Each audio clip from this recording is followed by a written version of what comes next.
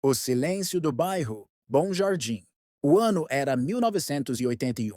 Fortaleza ainda não era a cidade turística que se tornaria depois, e em muitos bairros da periferia, a vida era marcada pela pobreza e pela escassez. O Bom Jardim, um dos mais humildes e esquecidos pela administração pública, sobrevivia entre ruas de barro, casas de taipa e um cotidiano de luta diária. Água encanada era um luxo inexistente.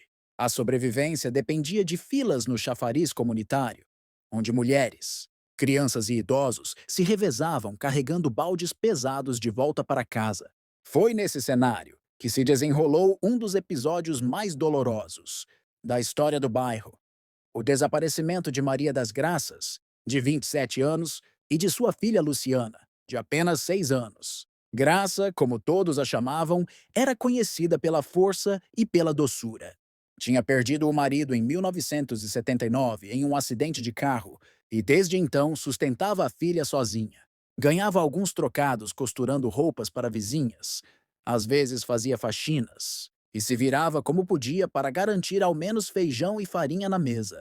O pouco que tinha era dividido com a menina, que era sua maior alegria. Luciana era descrita por todos como uma criança viva, curiosa, que corria descalça pelas ruas de barro, de olhos grandes e riso fácil. Usava sempre os mesmos chinelinhos azuis, já gastos e consertados mais de uma vez pela mãe. A menina não conheceu luxo, mas conheceu amor. Na tarde de 15 de setembro de 1981, Graça saiu de casa com Luciana pela mão. Levava 2 baldes de alumínio e uma lata velha amassada. O destino era o chafariz comunitário, a cerca de 600 metros dali.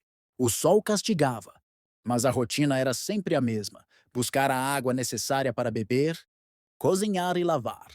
"Vou buscar a água e volto já, dona Severina", disse Graça à vizinha, que costurava na calçada. "Não vá só não, minha filha. Esse caminho é esquisito", retrucou a mulher, já com certo receio. Mas Graça sorriu. Ajeitou o lenço que prendia o cabelo. Segurou firme a mão da filha e seguiu. Foi a última vez que alguém as viu vivas. O sumiço. Quando a noite caiu e as duas não retornaram, o alvoroço foi imediato. Graça jamais demorava tanto, Luciana ainda menos. A mãe de Graça, Dona Raimunda, correu até o chafariz. Encontrou apenas silêncio.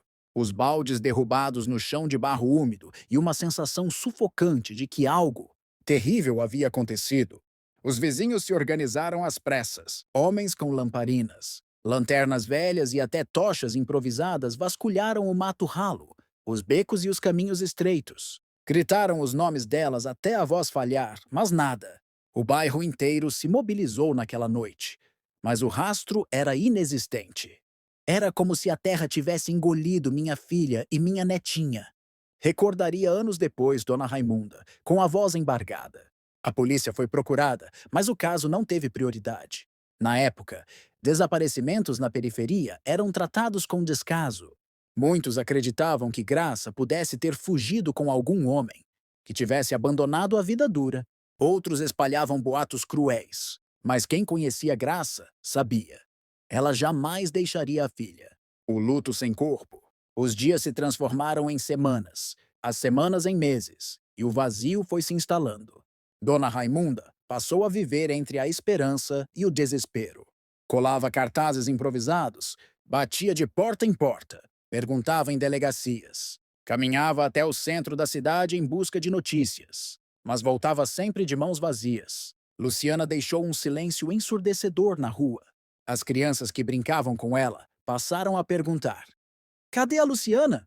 E as mães, sem respostas, tentavam mudar de assunto. Eu lembro dela correndo com o chinelinho azul batendo no chão. Era uma menina cheia de vida. Nunca vou esquecer aquele sorriso. Contou anos depois, uma amiga de infância. O tempo passou, mas a memória não se apagou. O desaparecimento virou uma ferida aberta na comunidade. As histórias circulavam nas noites sem energia. Quando vizinhos se reuniam para falar do mistério da mãe e da filha, que nunca voltaram do chafariz. O bairro mudou, a dor ficou.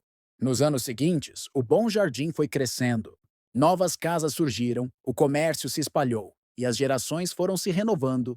Mas quem viveu aquela época carregava a lembrança. Muitos evitavam passar perto do antigo chafariz. Outros juravam ouvir choros ou passos quando atravessavam a área à noite. Era como se o lugar tivesse ficado assombrado, não de fantasmas, mas da injustiça que nunca teve resposta, disse um antigo vizinho. Dona Raimunda envelheceu agarrada à esperança de rever as duas, ou ao menos de ter um corpo para enterrar. Cada aniversário do desaparecimento era um dia de lágrimas, rezas e silêncio. A descoberta, 15 anos depois, em 1996, as máquinas de uma obra de expansão habitacional mexeram em um terreno baldio, próximo ao chafariz desativado. Trabalhadores encontraram ossadas enterradas a pouca profundidade, misturadas às raízes e à terra endurecida. Entre os restos estavam fragmentos de roupas femininas e um pequeno chinelo azul, ainda reconhecível. Quando os familiares foram chamados, o mundo desabou. É dela. Eu mesma costurei a tirinha desse chinelo quando quebrou, disse Dona Raimunda, ao reconhecer o objeto que pertencia à neta. Os exames rudimentares da época confirmaram. Os ossos eram de uma mulher adulta e de uma criança, compatíveis com Graça e Luciana. A comunidade se uniu em um velório coletivo. O cortejo foi acompanhado por dezenas de moradores, que choravam como se fossem da mesma família. Era o fim de uma espera, mas não o fim do sofrimento. Enterrar é doloroso, mas é também um alívio. Ao menos sabemos que não fugiram, que não nos abandonaram. Elas foram levadas, disse um vizinho durante a cerimônia. O mistério sem resposta. Apesar da descoberta, a verdade nunca veio.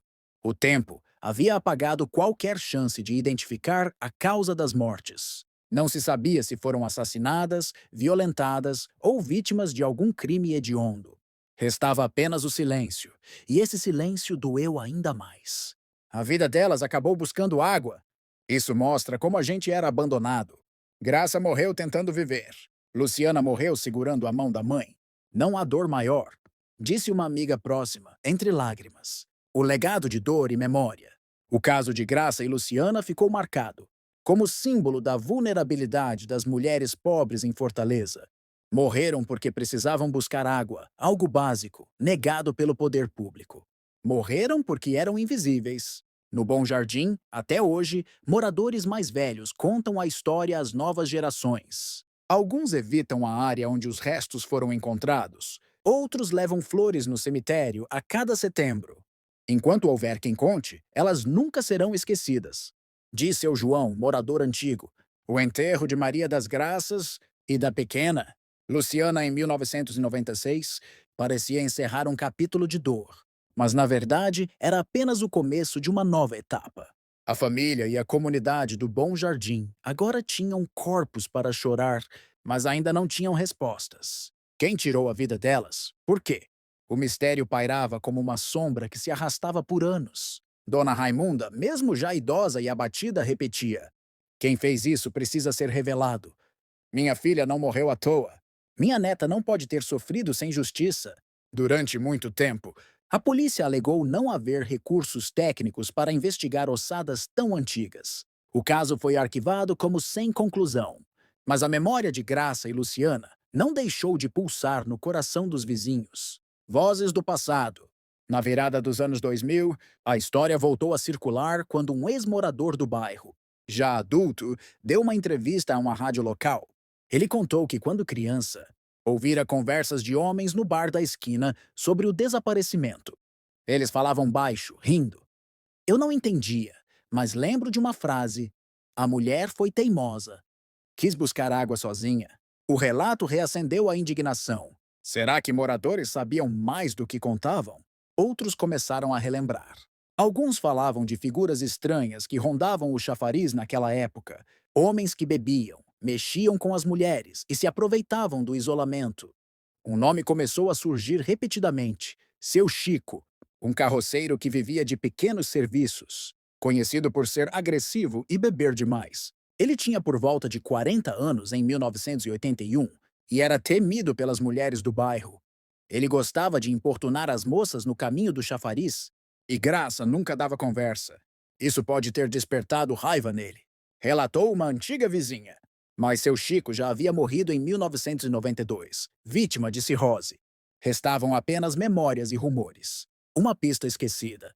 Em 2004, durante a digitalização de arquivos da polícia, um investigador mais jovem se deparou com o antigo boletim de ocorrência do caso. Nele havia um detalhe ignorado. Uma testemunha afirmava ter visto, na tarde do desaparecimento, uma carroça passando pela estrada de barro, conduzida por um homem acompanhado de duas figuras femininas. O depoimento havia sido desconsiderado na época, sob a desculpa de falta de provas. Mas para o novo investigador, aquilo era a chave.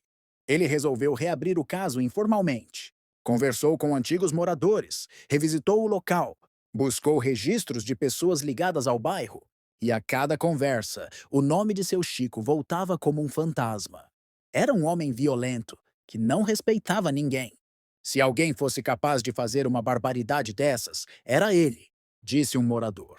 A revelação tardia, o ponto de virada veio em 2007, quando uma mulher já idosa procurou a polícia. Era Lourdes, irmã de seu Chico.